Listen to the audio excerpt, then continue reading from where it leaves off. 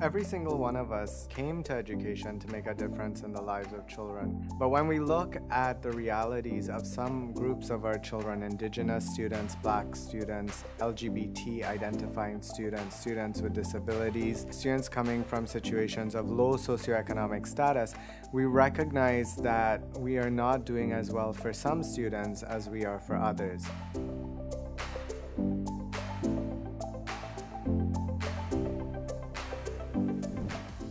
Don't get me wrong, we need to celebrate the points of success that we have had. At the same time, we can't continue when we know that we've had historic patterns as well as current patterns of gaps of inequity where students are not succeeding and reaching their highest potential.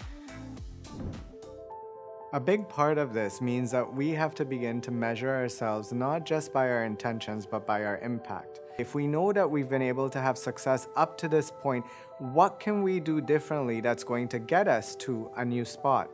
If we were to be investing money into a business, would we invest money into a business that continued to make the same losses every single year? A big part of our profession is to begin to question how we've been doing things and what else we might be able to do.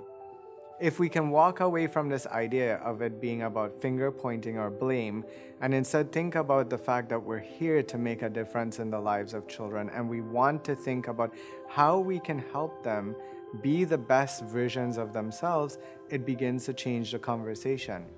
That means that we have to start thinking about the idea of equity as being foundational to everything that we do as it's connected to student achievement and well-being. It means that we have to think about equity as a leadership competency. It means that we have to begin by thinking about who are the students in our building. What are their stories? What are the assets, the strengths, the gifts that they bring into our buildings? How do they see themselves reflected in our learning environments? What are they learning in their classrooms? Who are the people that we're bringing in to speak to them? What are the types of trips that they're going into? When they walk around our buildings and in their classrooms, how do they see themselves as being valuable, contributing, dynamic members of a school environment that's going to help them be the best versions of themselves? It also means that we have to think about the places where we see patterns. We want to go after the gaps. We want to figure out who are the students that are not as successful as others. What patterns do we see in terms of identity? Who are the students who are going to the office? Who are the ones who are being suspended? Who are our students who are not reading?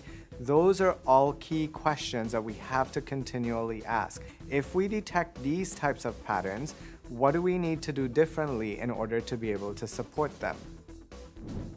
As we have this conversation, I'd like to encourage you to think about what brought you to education to begin with. What was that moment that you thought that you wanted to work with children? Why did you want to be here?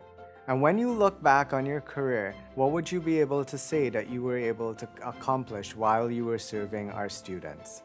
Here are some focus questions and resources for you to think about using as you engage this journey.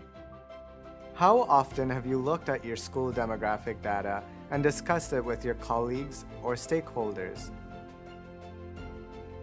What are you currently doing, and how is what you're doing linked to student success, student achievement, and well-being? How do you measure impact? As a system, we have to have challenging conversations. It's going to be able to help us to get to a better place to start challenging, disrupting, and changing the outcomes for students who have historically been underserved, harmed, hurt, or not able to rise to their best, highest, and fullest potential.